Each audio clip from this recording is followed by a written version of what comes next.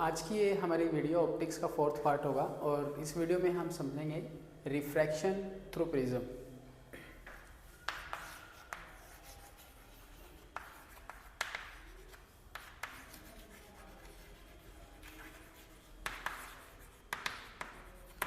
Glass slab का कल हमने कर लिया था, तो मैं एक प्रिज्म लेता हूँ। मेरे पास ये प्रिज्म है यहाँ पे लाइक दिस, कुछ इस तरह से।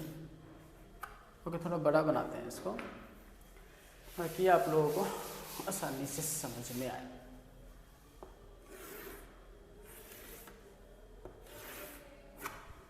ओके, तो प्रिज्म का मैं ये एंगल लेके चलता हूँ। आप कोई भी दो सरफेस चूज करिए, दो सरफेस के बीच का जो एंगल बनेगा उस एंगल को बोलते हैं हम एंगल ऑफ प्रिज्म।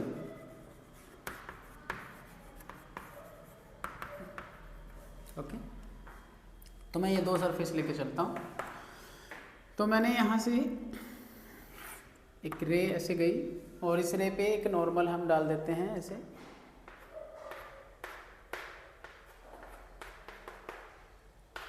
ठीक है, ये एक नॉर्मल है इस रे पे, एंगल आई। नाउ इस रे को ऐसे सीधे जाना था ऐसे, लेकिन ये मीडियम 1 था, ये मीडियम 2 है। जब एक मीडियम से दूसरे मीडियम में जाती है, ये रेयर है, ये डेंसर है, तो ये नॉर्मल की तरफ बेंड हो जाएगी। तो ये रहा नॉर्मल, तो ये कुछ ऐसे नीचे चली जाएगी लाइक दिस यहाँ पे, और ये नॉर्मल के साथ एंगल बनाती है R। सिमिलरली यहाँ पे भी एक नॉर्मल हम बनाते हैं लाइक दिस ऐसे।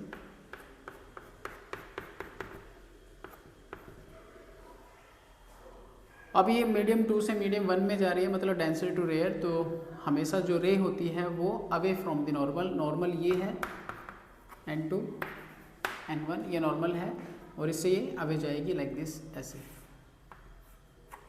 ओके, तो इसका नाम दे देते हैं P Q R S।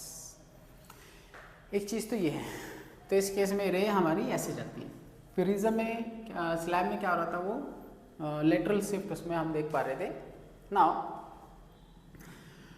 अब मुझे ये देखना है कि ये इधर डाइवर्ट कैसे हो रहा है। आज एक रिवर्सिबिलिटी रूल लगाते हैं कि जो अगर एक रे ऐसे लगाएं तो वो कैसे आएगी। मैंने एक किरण को ऐसे लगाया, उससे पहले हम एक एंगल निकाल देते हैं। अगर ये एंगल I है, ये एंगल R है, तो ये वाला एंगल कितना होगा। ये एंगल IR है, तो ये वाला एंगल होगा सिर्फ ये वाला। ये भी एंगल I है, ये भी एंगल I है, लेकिन ये पूरा एंगल कितना होगा, I माइनस R। सिमिलरली अब ये वाला एंगल देखो, उससे पहले मैं इसको एक आगे और बढ़ा देता हूँ। अब रिवर्सिबिलिटी रूल लगाते हैं। अब मैं किरण इधर से डाल रहा हूँ, जब किरण इधर से जाएगी तो ये वाला एंगल जो नॉर्मल के साथ होगा, नॉर्मल ये है, तो ये वाला जो एंगल होगा ये एंगल I हो जाएगा। लेकिन इधर भी I है, इधर भी I है, तो मैं इसको I1 बोल देता हूँ, तो इसको I2 बोल देता हूँ, आसान होगा। तो ये किरण ऐसे जा रही है, एक मीडियम दूसरे में नॉर्मल की तरफ बेंड होगी, तो ये I2 है, तो ये R2 हो जाएगा, ये R1 हो जाएगा, और ये I1 माइनस R1 हो जाएगा। आसान है ना। अब ये किरण इधर आएगी तो इधर से आके इधर गुजर जाएगी। ठीक है, तो रिवर्सिबिलिटी रूल के अनुसार तो कुछ ऐसा ही होगा। अब यहाँ देखो, इस किरण को ऐसे जाना था सीधा,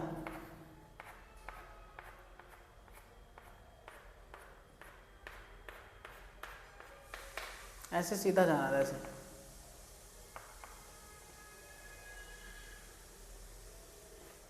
लेकिन वो नॉर्मल की तरफ बेंड हो जाती है क्योंकि मीडियम चेंज हो जाता है। अब देखो इसमें इसके अंदर कितना चेंज आया, मैं यहाँ से यहाँ तक इतना चेंज आया इसमें। इस किरण को ऐसे जाना था, लेकिन यहाँ से ये इधर की तरफ इतना डेविएट हो चुकी है। ये वाला, इस डिस्टेंस का नाम रख लो कुछ भी, खैर छोड़ो, वो बाद में देखें। ओके, तो अब एंगल निकालते हैं। अच्छा ये देखो, ये नॉर्मल है, ये नॉर्मल है, मतलब ये 90 डिग्री है, तो इधर भी कितना होगा, ये 90 डिग्री होगा। और ये पूरा एंगल कितना था, ये वाला, ये पूरा एंगल यहाँ तक, अगर ये आई था तो ये पूरा एंगल कितना था, ये आई था, क्योंकि ये भी एंगल आई है, ये वाला एंगल आई है तो ये भी एंगल आई होगा यहाँ तक, अपोजिट एंगल।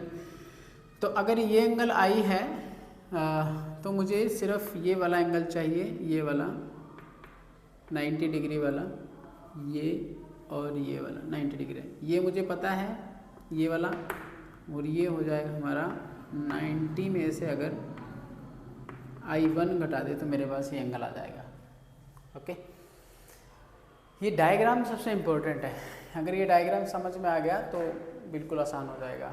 नाउ अब ये नॉर्मल है, इस रेखा पे ये नॉर्मल है, ये 90 डिग्री है, तो ऑब्वियस ही बात है इधर भी 90 डिग्री होगा। अगर ये R2 है तो ये वाला एंगल कितना होगा, ये वाला, ये वाला। मैं इसको हटा देता हूँ ताकि थोड़ा सा आसानी रहे, इसको हटा देते हैं, इसकी ज़रूरत नहीं है, ये जस्ट समझाने के लिए था। ओके मुझे ये पूरा एंगल पता है 90 डिग्री है, ये वाला, मुझे सिर्फ ये निकालना है, ये वाला एंगल, तो ये हो जाएगा 90 माइनस R2, तो ये 90 माइनस R2 हो जाएगा। इस पॉइंट को और रख ले देते हैं, तो ये हमारा ग्राफ बन गया। ओके, अब ये देखो, इसको ऐसे फाइन, जो हमारी इनिशियल रे थी उसको ऐसे सीधा जाना था, तो यहाँ से ये कितने एंगल पे डाइविएट हुई है, तो मैं ये वाला एंगल ले देता हूँ, इसको बोलते हैं डेल्टा, और ये है एंगल ऑफ डेविएशन।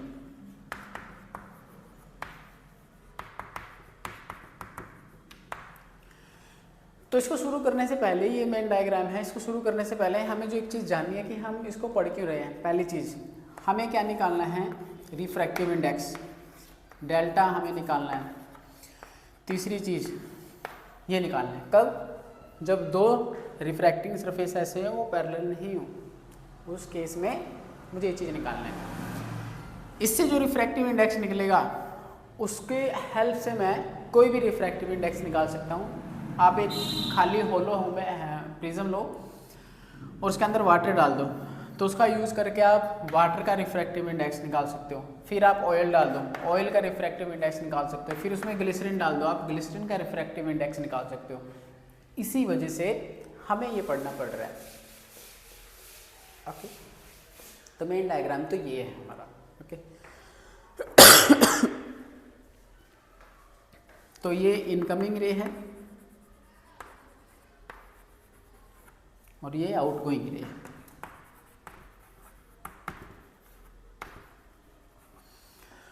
होपफुली ये समझ में आया होगा। ठीक है, नाउ अब आगे बढ़ते हैं। अब हम क्या करेंगे,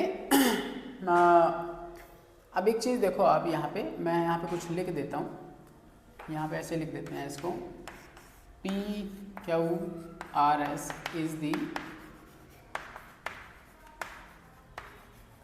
path of ray and N1O and N2O are normal to the refracting surface। ये थ्योरी वाला पार्ट है। एक पॉइंट तो ये निकल जाता है। ओके, एंगल ए, इसको हम बोलते हैं angle of prism, angle of prism. Delta जो है एंगल ऑफ डेविएशन। ओके, ये कुछ पॉइंट है, M1 medium 1 that is rare, M2 medium 2 that is denser। तो इसके लेके जो थ्योरी का पार्ट है वो लगभग इतना ही रहता है। बाकी आप लिख सकते हो P क्या इनकमिंग रे होती है, फाइनल जो रे है वो ऐसे निकल जाती है। तो प्रिज्म में हमारा जो प्रिज्म है उसमें से रे ऐसे जाती है और इसी एंगल पर निकल जाती है।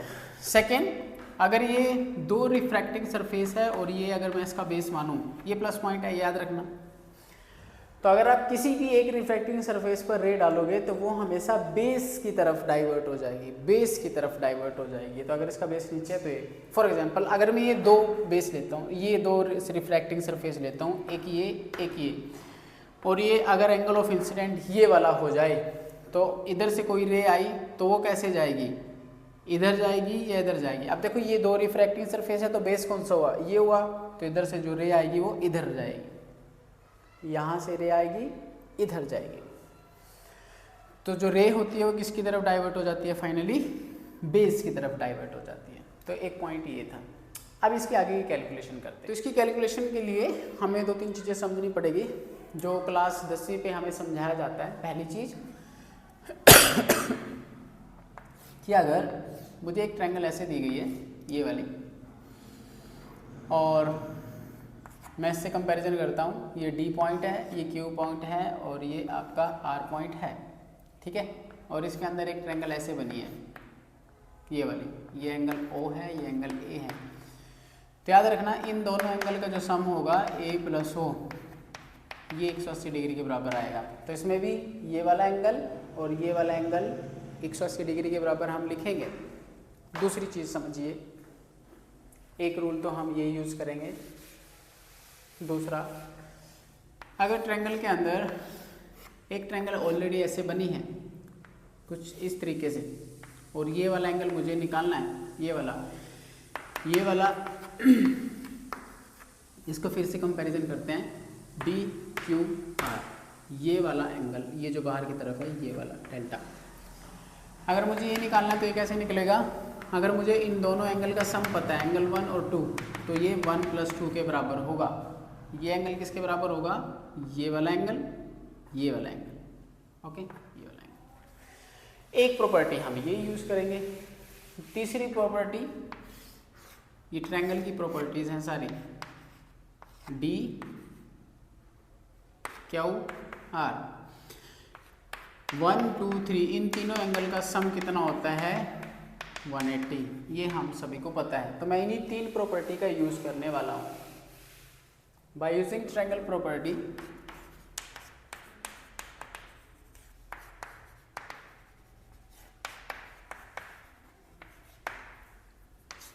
Angle A + angle O = 180 degree. ये मैं समझा चुका हूँ। ये 180 क्यों लेके चल रहे हैं, क्योंकि इसका और इसका सम क्या आता है हमेशा 180 डिग्री। एक चीज़ तो ये निकल गई। अब हम दूसरी ट्रायंगल लेके चलते हैं। अब एक ट्रायंगल लेके चलेंगे DQR, इन दोनों ट्रायंगल को हम लेके चलते हैं, ठीक है। ट्रायंगल के तीनों कोनों का योग कितना होता है, as we know in triangle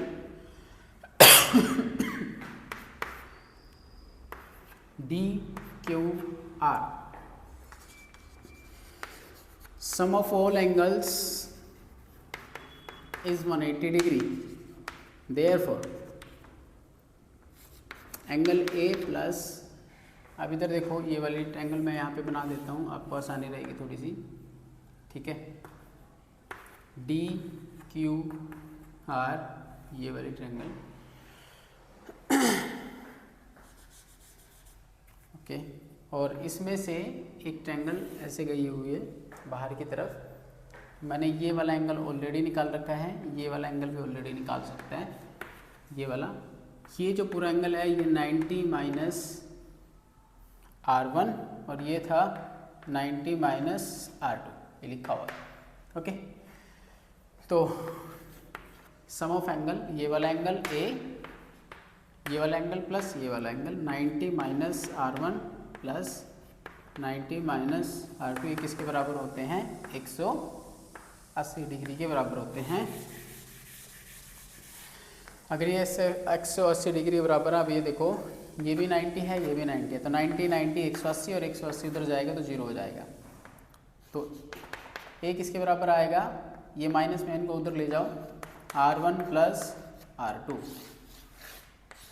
ये वाला इक्वेशन नंबर फर्स्ट। तो ये एंगल हमारे पास आ गया, that is angle of prism. तो एंगल ऑफ प्रिज्म कितना होगा, एंगल ऑफ प्रिज्म R1 और इन दोनों का अगर सम कर दिया जाए तो एंगल ऑफ प्रिज्म मेरे पास आ जाएगा। एक चीज़ तो ये निकल गई हमारी। नाउ दूसरी अब मुझे निकालना है डेल्टा। डेल्टा कैसे निकलेगा, अब डेल्टा निकालते हैं। डेल्टा कैसे निकलेगा, मैं इसको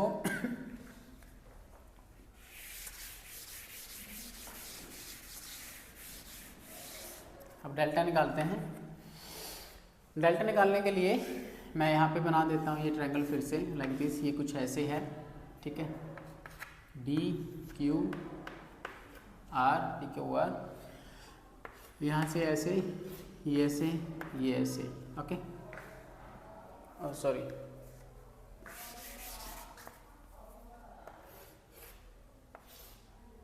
ये वाली ट्रायंगल है डी क्यू आर, सिर्फ ये वाली ट्रायंगल, और इसमें एक रेज ऐसे है, मुझे ये वाला निकालना है और मुझे पता है ये वाला एंगल कितना है I1 माइनस R1 और ये वाला एंगल कितना है I2 माइनस R2, ये हमने निकाल रखा है ये वाला I2 माइनस R2, ठीक है। तो अगर इन दोनों का सम करते तो किसके बराबर आ जाएगा, डेल्टा के। तो डेल्टा किसके बराबर होगा, I1 minus R1 plus I2 minus R2। इन दोनों को ऐसे भी करके लिख सकते हैं, I1 प्लस माइनस ऐसे करके भी लिखा जा सकता है। तो ये मेरे पास क्या आ गया, डेल्टा। एक इक्वेशन ये आ गई, equation number 1 and equation number 2। ये एग्जाम में आता है डायरेक्ट क्वेश्चन, ओके। तो हमने ये भी निकाल दिया और हमने ये डेल्टा भी निकाल दिया। अब हमें क्या निकालना है, रिफ्रैक्टिव इंडेक्स। वी नो, हम जानते हैं रिफ्रैक्टिव इंडेक्स किसके बराबर होता है, साइन आई अपॉन के साइन आर, और मैं इसको आई अपॉन के आर भी लिख सकता हूँ। रीज़न लिखिए इसका क्या है, रीज़न क्या है कि अगर हम बहुत पतला प्रिज्म लेते हैं, बहुत पतला प्रिज्म जब हम लेते हैं तो उसका जो ये साइन है ये कैंसिल हो जाता है, इसलिए for very thin prism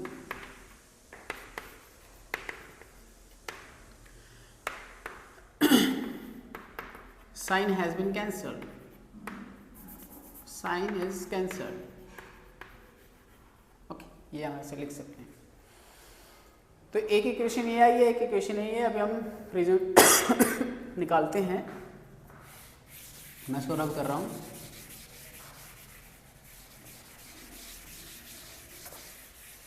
okay, तो म्यू किसके बराबर आ गया, आई अपॉन के आर। एक इक्वेशन हम इसको लिख सकते हैं, ओके। नाउ अगर ये हमारे पास यहाँ तक अगर निकल के आ गया म्यू, तो आई की वैल्यू यहाँ से निकाल दो, यहाँ से आई की वैल्यू निकाल दो। आई किसके बराबर जो आएगा, म्यू आर, और इनको जो हमारी इक्वेशन नंबर 2 थी दैट इज डेल्टा, वो क्या था, I1 plus I2 minus R1 plus R2, इसमें पुट कर दो mu R1 plus mu R2 minus R1 minus R2, mu यहाँ से कॉमन ले लो, R1 plus R2 minus R1 minus R2, delta. दूसरा यहाँ से अब और कॉमन लिया जा सकता है, R1 प्लस R2 भी हम कॉमन ले सकते हैं, है ना। तो यहाँ से ये कॉमन निकाल दो, R1 प्लस R2 अगर यहाँ से बाहर निकाल दे तो ये आ जाएगा म्यू माइनस 1। और इक्वेशन नंबर 1 के अनुसार R1 प्लस R2 हमारा किसके बराबर आया था, ये इक्वेशन आ गई थी, इक्वेशन नंबर 2 थी ये हमारी, इक्वेशन नंबर ये 2 थी, और इक्वेशन नंबर क्या थी हमारी, A is equal to R1 plus R2, ये इक्वेशन नंबर हमारी 1 थी। तो मैं R1 प्लस R2 की जगह क्या लिख सकता हूँ, A लिख सकता हूँ। तो यहाँ से मेरे पास यहाँ पे लिख देते हैं इसको, delta is equal to A mu minus 1 एक इक्वेशन ये आ गई डेल्टा को लेकर के, इक्वेशन नंबर 3। 3 इक्वेशन आ गई, फर्स्ट, सेकंड, थर्ड। नाउ अब इसको समझते हैं। देखो ये जो रिलेशन आया है, ये रिलेशन किस किस के बीच में आया है? Angle of deviation, angle of prism और रिफ्रैक्टिव इंडेक्स, यानी कि इनके बीच का जो अगर रिलेशन पूछा जाए, ये डायरेक्ट भी आ जाता है एग्जाम में कई बार कि proof this is equal to this and this, proof करके दिखाना होता है। तो मतलब आपको कुछ भी नहीं बताता, तो उस वक्त आपको पता होना चाहिए कि ये वाला रिलेशन रिफ्रैक्शन और थ्रू प्रिज्म में ही आता है। अगर हमारे पास ये वाली चीज़ आ गई तो ये रिलेशन हमें क्या बताएगा? ये रिलेशन जो है ये हमें प्रिज्म की इम्पोर्टेंस को बताता है, ये वाला रिलेशन कि प्रिज्म की इम्पोर्टेंस क्या है, क्वांटिटी क्या है। एंड दूसरा जो ये एंगल ऑफ डेविएशन है, ये वाला एंगल ऑफ डेविएशन किस किस पे डिपेंड करता है? ये अगर आप देखो, एक रिफ्रैक्टिव इंडेक्स पे डिपेंड करता है और एक एंगल ऑफ प्रिज्म पे डिपेंड करता है। तो यहाँ पे लिख सकते हैं कि यहाँ पे एक नीचे एक लाइन आएगी, angle of deviation depends A and mu, इस पे डिपेंड करता है। एक सारी चीज़ें ये। अच्छा, एक जो चीज़ हमें और पढ़नी है इसमें, अगर हम इस इक्वेशन में देखें तो एंगल ऑफ डेविएशन क्या इंसिडेंट एंगल पे डिपेंड करता है? यहाँ से जो देखने से हमें पता लगता है कि ये एंगल ऑफ इंसिडेंट पे डिपेंड करता है। लेकिन अगर हम इसी इक्वेशन में देखें तो जो ये एंगल ऑफ डेविएशन है, ये एंगल ऑफ इंसिडेंट पे कहीं पे डिपेंड नहीं करता। तो क्या ये एंगल ऑफ इंसिडेंट पे डिपेंड करता है या नहीं करता है? अब उसको समझते हैं। अब देखते हैं कि क्या जो ये एंगल ऑफ डेविएशन है आई पे डिपेंड करता है नहीं करता है। ठीक है, देखने से ऐसा लग रहा है कि क्वेश्चन नंबर 3 से नहीं करता, लेकिन अब इसको समझते हैं। देखो मैंने एक प्रिज्म लिया, अब इसको समझना ज़रा ध्यान से, बड़ा इंपॉर्टेंट पॉइंट है ये। मैंने कोई नॉर्मल इस पर बनाया ऐसे, ओके, और मैंने इस पर ये रे लगाई आई, इसको I1 बोल देते हैं, रे नंबर 1। तो इसको ऐसे जाना था सीधा, लेकिन ये ऐसे डाइवर्ट हो गया। और यहाँ पे भी जब एक नॉर्मल बनाया तो ये नीचे आ गया। ओके, तो ये वाला जो एंगल है, ये वाला एंगल, ये जो वाला एंगल होता है, इसको ऐसे सीधा जाना था, ये वाला एंगल। ओके, मैं एक रे और लेता हूँ, फिर मैं इस आई को थोड़ा और बढ़ा देते हैं। मैंने अब इसको और बढ़ा दिया 2, तो ये वाला पाथ इसको ऐसे ले गया दूसरे एंगल पर। ओके, मैंने इसको और नीचे कर दिया 3, तो ये इसको और ऊपर ले गया 3। तो आप देख रहे हो कि जो ये मिनिमम एंगल जो हम लेके चल रहे थे डेल्टा, ठीक है, मैं इसको यहाँ पे लेके चल रहा हूँ। तो जैसे ही मैं एंगल को बढ़ाता जाऊँगा नीचे की तरफ, ऐसे एंगल को बढ़ाते चले जाएंगे, ऐसे ये वाला एंगल नॉर्मल के साथ ऐसे नीचे की तरफ आता जाएगा, तो हमारा जो ये डेल्टा है ये ग्रेजुअली क्या होगा, छोटा होता चला जाएगा। देखो पहले केस में ये इतना बड़ा था, दूसरे में इतना रह गया, तीसरे में और कम हो गया। लेकिन अगर मैंने इसको और बढ़ा दिया, ऐसे नीचे ले आया, तो मैंने देखा ये वाली रे ऐसे आ गई, ये और कम हो गया। फिर मैंने एक रे और लगाई 5वें नंबर की, तो ये और नीचे आ गया, तो ये यहाँ पे बढ़ गया, यहाँ पे बढ़ गया, फिर ये बढ़ता चला जाता है, फिर घटता चला जाता है। तो होता क्या है, जो ये एंगल बढ़ता है, देखो पहले जब मैंने इंसिडेंट एंगल को बढ़ाया तो एंगल ऑफ इंसिडेंट कम होता गया, लेकिन एक लेवल अटेन करने के बाद वो फिर से बढ़ना स्टार्ट हो गया। वो जो लेवल होता है जहाँ से वो बढ़ना स्टार्ट करता है, उस लेवल को हम बोला जाता है delta M. Delta M is called the angle of minimum deviation, कि वो एंगल ऑफ मिनिमम डेविएशन क्या होगा, वो पॉइंट। अब इसको शब्दों में लिख लेते हैं जो ये पॉइंट है। ये वैसे समझने का पॉइंट है बस खाली, ठीक है। तो बस ये पॉइंट शब्दों में लिख लेते हैं। Angle of minimum deviation, angle of minimum deviation delta M when incident angle is increase, जैसे ही हमने ये इंसिडेंट एंगल को बढ़ाया, इंक्रीज किया, increase then angle of deviation initially, जो एंगल ऑफ डेविएशन है इनिशियली डिक्रीज, ये इनिशियली डिक्रीज होता है एंड, और एक लेवल, जब ये एक लेवल तक डिक्रीज हो उसके बाद ये बढ़ना स्टार्ट करते हैं। And after obtaining a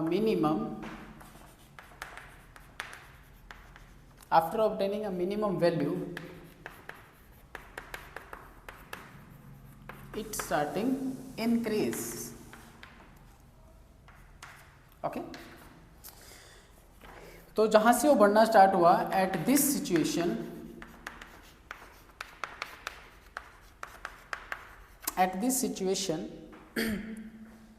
of minimum deviation, ये जो सिचुएशन है जहां से बढ़ना स्टार्ट करता है, द एंगल इज, इस एंगल को हम क्या बोलेंगे, the angle is called angle of minimum deviation, that is delta n। ये होता है जी angle of minimum deviation. Minimum deviation की कैलकुलेशन करते हैं, इसकी कैलकुलेशन से क्या फ़र्क पड़ेगा अब वो देखते हैं।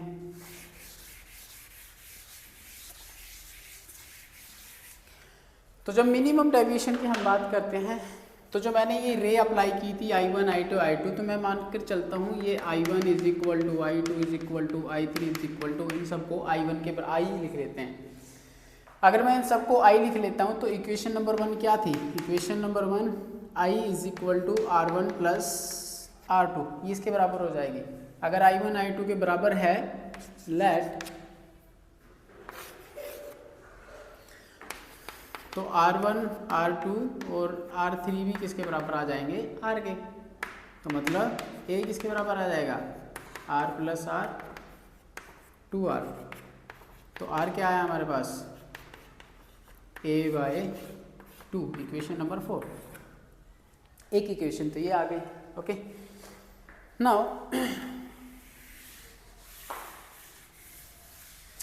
इस इक्वेशन का यूज होगा, ये अभी R हमने निकाल दिया। सिमिलरली इक्वेशन नंबर 2 क्या थी, एक 1 थी equation number delta is equal to 2i, उसको हम I1 I2 के बराबर लिख देते हैं माइनस ए, यही था ना, 2i माइनस ए। हाँ, यहाँ से i की वैल्यू निकालो। अगर मैं i की वैल्यू यहाँ से निकालूँ, delta plus A divide by 2, और ये डेल्टा m हम लेके चलेंगे इक्वेशन नंबर 5। दो इक्वेशन आ गई मिनिमम वाले डेरिवेशन में। नाउ अब हम इन दोनों को क्या करेंगे, इन दोनों को हम रिफ्रैक्टिव इंडेक्स अब हम निकालेंगे, फाइनल रिफ्रैक्टिव इंडेक्स जो हमारे पास आ रहा है। देखो कैसे, mu is equal to sine I upon के साइन आर। आई किसके बराबर आया, आई ये आया M plus A divide by 2 divide by sine R, R किसके बराबर आया, A/2। ये चीज़ हमें निकालनी है, that is the final refractive index. ये रिफ्रैक्टिव इंडेक्स आया किसका है, ये आया है हमारे प्रिज्म की मटेरियल का, मतलब प्रिज्म के अंदर क्या है उसका रिफ्रैक्टिव इंडेक्स। अब प्रिज्म के अंदर आप पानी डालो, ग्लिसरीन डालो, जो मर्जी डालो, जिसका भी डालोगे उसका यहाँ पे नाम आ जाएगा, और ये हम उससे निकाल सकते हैं। तो म्यू इसके बराबर आ गया साइन ये अपॉन के this and divide by sine A/2।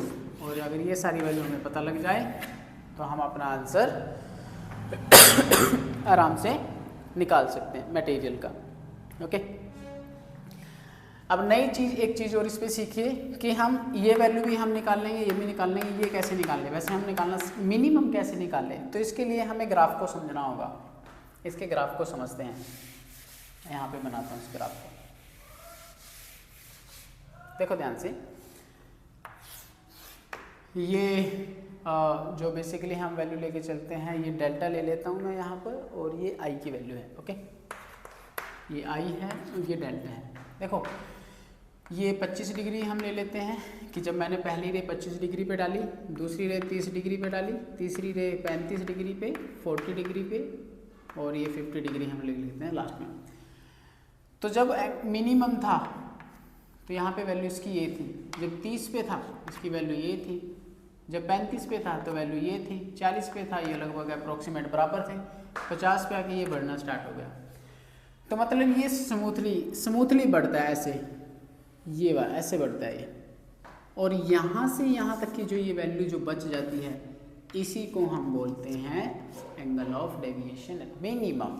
और यहाँ से हमें ये वैल्यू मिलेगी और यहाँ से हम इस वैल्यू को पुट करेंगे और उससे हम किसी भी मटेरियल का रिफ्रैक्टिव इंडेक्स निकाल सकते हैं।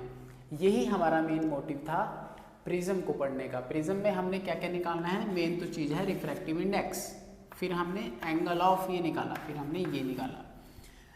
इसकी मदद से हम आप इस प्रिज्म के अंदर चाहे आप ग्लिसरीन डालो, चाहे आप पानी डालो, कुछ भी डालो, सबका हम रिफ्रैक्टिव इंडेक्स निकाल सकते हैं।